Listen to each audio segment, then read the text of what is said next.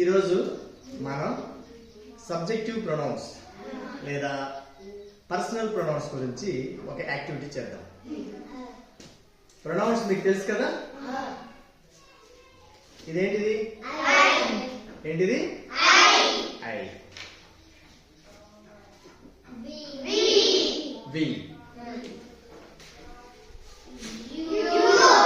What is this? You.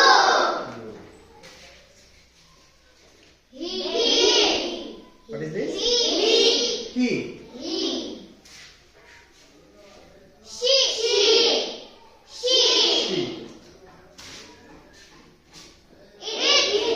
It. Eat కాదు, it.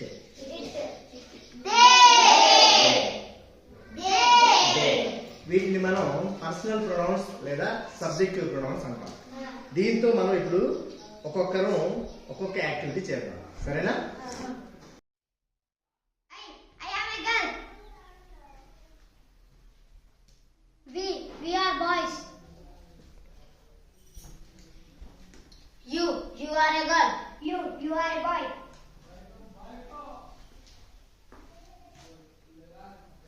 He is a boy.